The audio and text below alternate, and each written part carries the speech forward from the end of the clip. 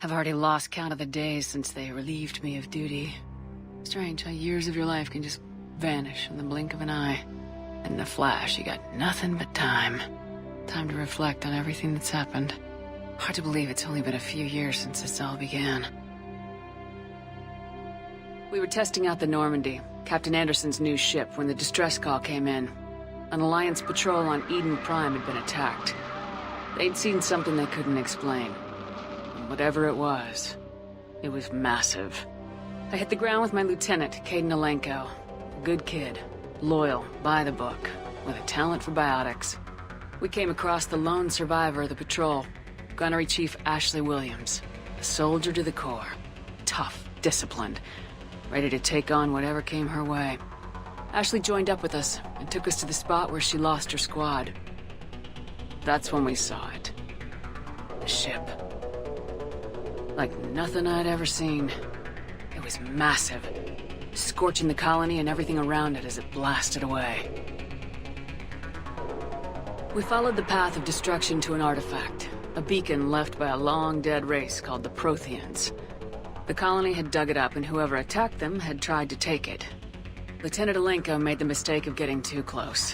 It hit him with some type of energy. I grabbed him and threw him out of the way. That's when it hit me. Hard. Every muscle in my body went rigid. I couldn't move. Could barely breathe. Everything went black. And then I saw something. A vision. Dream. A nightmare. By the time I woke up, we were halfway to the Citadel on our way to meet the Council. I was expected to explain what I'd seen. Anderson came along. So did Udina, our political representative on the Citadel. With those two heavyweights, it seemed reasonable we could persuade the Council that the ship we'd seen was a potential threat. As was the individual behind the attacks. The main suspect for the Eden Prime massacre was a Turian Spectre named Saren. He'd been seen by one of the survivors from the colony at Eden Prime, and there was some evidence to suggest that the ship was connected to Saren. But even Udina's pointed accusations weren't enough to convince the Council.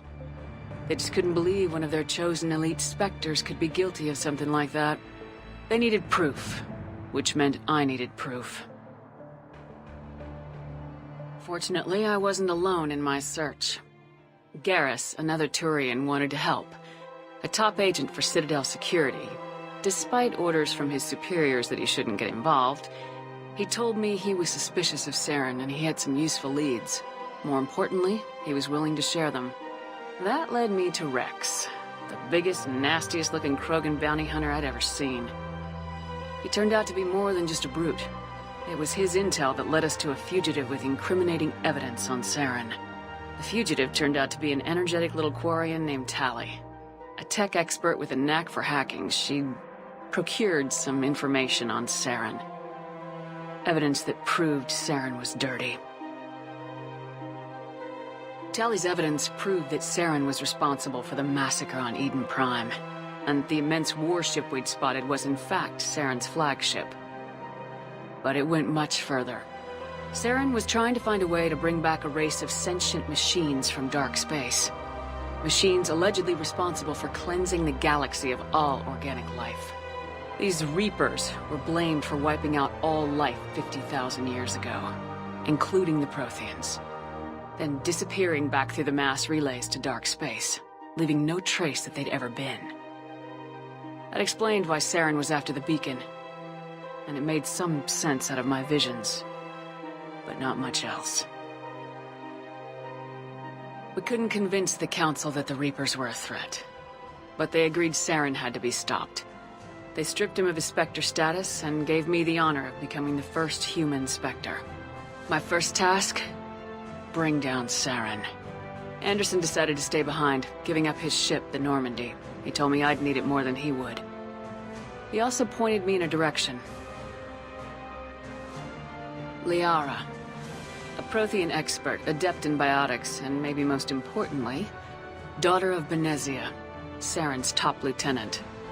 And like most Asari, as beautiful as she is intelligent, and born with a unique ability to meld with other species. Liara was able to help me decipher some of the vision the beacon had given me. Nothing concrete, but it gave me some clues. And a new appreciation for the Asari. Her technique for accessing my vision was unexpected, but not at all unpleasant. Kaidan was a little concerned about the connection I shared with Liara. As commander, I knew either relationship had the potential to interfere with the mission.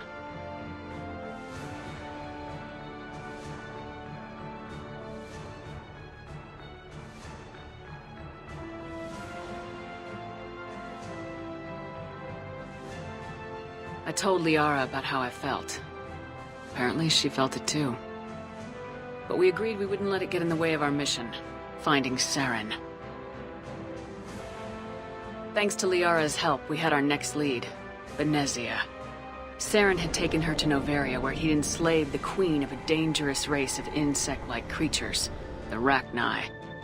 He ordered Benezia to use the same technique Liara had used on me to extract information from the Rachni queen. Queen's drones were everywhere, and they were not happy. We had to fight through hundreds of them to get to Benezia. By the time we arrived, Saren was gone, with the information. I tried to reason with Benezia, but Saren had indoctrinated her.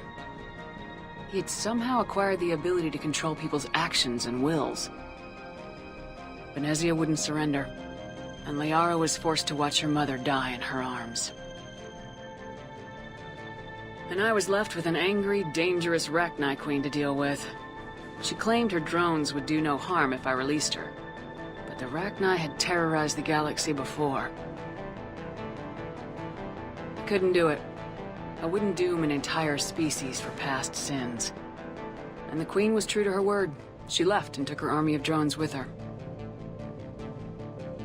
With Saren's top lieutenant dead, he was quickly running out of time and places to hide. I tracked him down at his base on Vermeer, but we soon learned it was more than a base of operations. It was a breeding ground. Saren was breeding an army of Krogan. He'd found a cure for the genophage, a disease inflicted on the Krogan to prevent them from breeding and taking over the galaxy. The Krogan Saren was breeding were slaves, mindless beasts that obeyed Saren's will. I had to destroy the base and all its research. Rex disagreed. Violently. Rex wanted the genophage cure for his people. I tried to convince him to help me destroy it, that these Krogan weren't real. But he wouldn't back down. Fortunately, Rex is smarter than he looks. He realized this wasn't the way to help his people, and that Saren was the real threat. When we finally got to the center of the base, I realized just how close Saren was to completing his plan. He was already in communication with the Reapers. Sovereign, Saren's flagship we'd all assumed was just a ship, was a Reaper. It spoke to me, threatened me. I could feel the menace it had for every living thing. It wanted me dead. It wanted us all dead. And I knew it was capable of doing just that. What I couldn't understand was why Saren would help it. But there was no time to think about it. Sovereign knew where we were. We had to destroy the base and get the hell out. I split my team into 2 squads, sending Ash with one and Kaidan with the other as a distraction. We had a nuke and we planned to use it. Before we could detonate the bomb, Saren showed up. We fought. I stalled him to make time for my team. And in talking to him, I realized the truth. It wasn't Saren who was indoctrinating everyone. It was Sovereign, the Reaper. And Saren was in deeper than all of them. He tried to convince me he was still in control. Said he'd found a way to reduce the Reaper's influence, but he was kidding himself. Or believing the lies Sovereign was telling him. Before I could convince him to stop, he ran, leaving me just seconds to extract my squad mates. I tried, but I wasn't fast enough. I could only save one of them. Kaidan was a good man, and a great soldier. But I had to choose, and I chose Ash. That was the last time Saren would slip away from me. I knew then, the next time we met, one of us would die. With my team mostly intact, we chased Saren and his army to Ilos. a long-lost planet that had once belonged to the Protheans. As we prepared for what we knew would be a desperate fight, I spoke to my crew. We were just one ship, against Saren's growing army. I assured them all that despite the odds, we could defeat him. Liara saw through my words. She knew I was hurting after Caden's death. She could sense my doubts. We both knew this mission could be our last. Until that moment, we put our feelings aside for the sake of the mission. But why wait? We gave in to each other. And it was perfect. While it lasted. We arrived on Ilos close behind Saren. Once on the planet, we discovered a Prothean databank that helped me put the final pieces of my vision together. The Reapers had come 50,000 years ago, and every 50,000 years before that, each time purging the galaxy of life. The Protheans had fought and died like every species before them, but a few survived long enough to leave a parting gift. The Protheans had discovered that the Citadel was the key to controlling the mass relays. By sabotaging the Citadel, they found a way to close the relays to dark space, slowing the Reapers' return, giving us the time we needed to find a solution to stop the Reapers once and for all. Saren knew this. He was leading his army to take control of the Citadel and re-establish the relays to dark space, bringing the waiting Reapers here to destroy us all. We followed him to the Citadel. It was intact, but heavily damaged. He had caught the Council fleets by surprise, and they were only now regrouping. And with Sovereign as his flagship, there was little hope that the fleets could counterattack with enough strength to take back the Citadel. But Saren was done running, and I was done chasing him. As the Alliance and Council fleets battled Saren's army outside the Citadel, I cornered the Turian bastard in the Citadel tower and confronted him. He died believing that the Reapers would save him. As I fought to regain control of the Citadel, the Council's flagship, the Destiny Ascension, fell under attack. Despite Saren's death, Sovereign and Saren's army continued to fight. The Council was aboard the Destiny Ascension and they were requesting assistance. But I knew in order to help them, I would have to put our human Alliance fleet in jeopardy.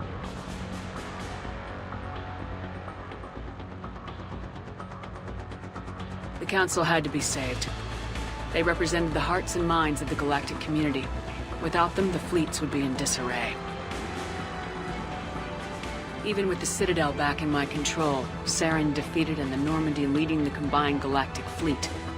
The battle against Sovereign, a single Reaper, was relentless. It took the combined fleets of humanity and the other races, but in the end, Sovereign fell. But the costs were immense. While humanity's efforts in the war earned us our first seat on the Council, it was a hollow victory. The Reapers were still out there. I knew the fight was far from over, but as the one who'd led the fight against Saren, I was given new responsibilities. The choice of humanity's first counselor was left to me to decide. On the one hand, Udina, the lifetime politician, ruthless and ambitious. He would easily navigate the political landmines that would soon be placed before him. The other choice, Captain Anderson, the career soldier. Tough but fair. But a friend, and someone I could trust. Both great leaders in their own right. Anderson didn't want the job, which was a sure sign he'd be perfect for it. No ambition to get in the way. The war was over. The threat had passed. In time, the Council would rebuild itself. The Citadel could be repaired. Even the pain of lost friends would fade. But none of that mattered if the Reapers were still out there. And if they were all as powerful as Sovereign, we had to find a way to stop them. I had to find a way. I gathered my crew, took my ship, and went in search of answers. Officially, the Council would only say I was assigned cleanup duty, routing out any remnants of Saren's army. But the Geth and Saren were just the beginning. The Reapers had other plans. A few months after the battle for the Citadel, while we were on patrol, we were attacked by an unknown vessel. Before we knew what was happening, we were disabled and forced to abandon ship. The Normandy was destroyed. We lost a lot of good people. I almost didn't make it myself. Technically, I was as close to death as you can get. By the time my body was recovered, there wasn't much left. The pro-human group Cerberus acquired what was left of my body and spent the next 2 years rebuilding me. My memories, abilities, everything. The person in charge of my recovery was a Cerberus agent, Miranda Lawson. Brilliant and efficient. But before I could be completely rehabilitated, the Cerberus facility we were in was attacked. I was forced to fight my way out. In my condition, I should have died. But an ex-Alliance soldier named Jacob Taylor kept me alive. We found Miranda and we escaped. They took me to meet the Elusive Man, the leader of Cerberus and the one who had ordered me rebuilt. The Elusive Man lived up to his name, offering half answers to many of my questions. But he did explain why he'd brought me back. He believed I was the one person who could stop the Reaper threat. And he explained that the Reapers had a new ally, an insectoid race called the Collectors, the ones who had attacked the Normandy 2 years earlier. Since that time, they'd been systematically abducting entire human colonies and taking them beyond the Omega-4 relay, a place that no ships other than Collector ships ever returned from. The Elusive Man wanted me to find out why humans were being abducted, and to end it. In return, Cerberus would outfit me with a rebuilt Normandy, weapons, and a skeleton crew. As long as I agreed to take along Miranda, Jacob, and an illegal AI named Edie. I told the Elusive Man I wanted my own team, people I knew. He already had a list of individuals that he wanted, people that might be willing to go on a suicide mission, to head beyond the Omega-4 relay and face the unknown. It was an interesting list. Ex-convicts, assassins, experimental scientists. In the end, it was my choice. It would take time and effort to recruit them all, and with more humans disappearing every day, I wasn't sure I should bother. I decided I needed all the help I could get. Recruiting the team took me all over the galaxy. Along the way, I met some old friends. They were quick to join, despite the risks. As for the rest, finding them and convincing them to join me on a suicide mission was difficult. But keeping them from killing each other was next to impossible. They only had to stay alive long enough to complete the mission. I wasn't sure what difference it would make if they were happy doing it. But if we were going to survive this, our best chance was to make sure everyone was working together. I tried to recruit and reconnect with a few of my old squad, but they were suspicious of Cerberus. No doubt why they weren't on the Elusive Man's list to begin with. Worse, they'd moved on. For 2 years, they'd believed I was dead and lost. Now I was headed off on another suicide mission. If things were gonna get better between us, it would take time. But I was running out of time. Maybe once the mission was over, we could try to reconnect. With most of the team recruited, we were getting close. We just needed to figure out how to survive the Omega-4 relay. Our best chance came when we discovered a damaged Collector ship. We went in knowing it could be a trap, but we had to try. What we found there was almost unbelievable. The Collectors weren't a new race at all. They were the twisted remnants of the Protheans, slaves of the Reapers. And humans were the next target. The Collectors were abducting tens of thousands of humans for the Reapers. And unless we could find a way to stop them, we'd end up just like the Protheans. We had to escape before we could find out the secrets of the Omega-4 relay, but we were more determined than ever to put a stop to the Collectors. All we needed now was a way through the relay. Edie had figured out what we needed, and the Elusive Man knew where to find it. We stole parts from a derelict Reaper to mask our ship's signature, make the Normandy appear like a Reaper, and allow us safe passage through the relay. As soon as we had what we needed, Joker and Edie began testing. But while I was away on mission with the team, the Collectors attacked the Normandy, determined to destroy it before we could finish the tests. Joker and Edie did their best to fight them off. They saved the ship, but the entire crew was abducted, taken beyond the Omega-4 relay. Jacob went to go immediately and rescue the crew. Edie and Miranda wanted more time to prepare before we attacked. We had everything we needed to get through the Omega-4 relay safely. I wouldn't risk the lives of the crew by waiting. Eventually, we were ready to go. I gathered everyone to go over the plan. We all knew this was likely a one-way ticket. The team was as ready as they could be, but they were nervous. We knew this could be our last day together. We were scared and looking for reassurance. Some of us found it in each other.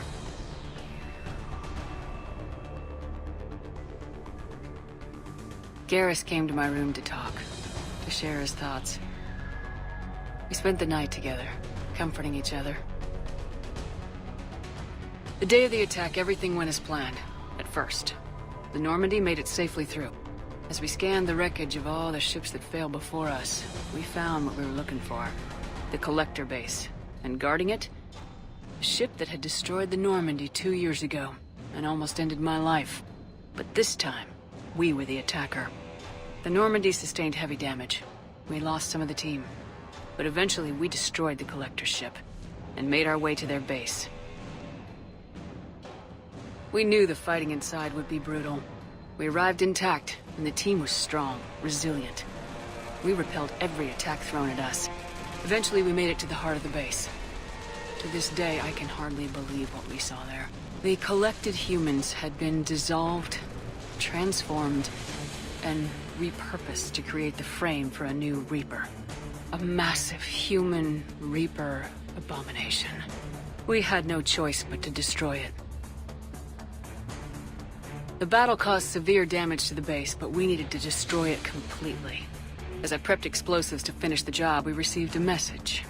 The elusive man. He didn't want us to destroy the base at all. He wanted to preserve it. He wanted to study how the humans were transformed into the abomination we'd seen. To use the technology of the Collectors to help defeat the Reapers. I always suspected the elusive man had his own motives, but I couldn't agree with him on this. We had stopped the Collectors. We would find a way to stop the Reapers without sacrificing our morality in the process. We destroyed the base, completely, and escaped back through the Omega-4 relay. The mission was over, but we paid a price for our success. We lost almost half the team, but at least we were able to rescue the crew in time. And in the end, we stopped the Reapers from creating a human Reaper abomination. And we bought everyone just a little more time. If only there was more time. The Reapers are still coming. Every day a bit closer. I handed every piece of intel on the Collectors in Cerberus over to the Alliance brass. They're not sure what to make of it, but at least they're listening. I just hope they figure out what to do about it soon. Before time runs out for all of us.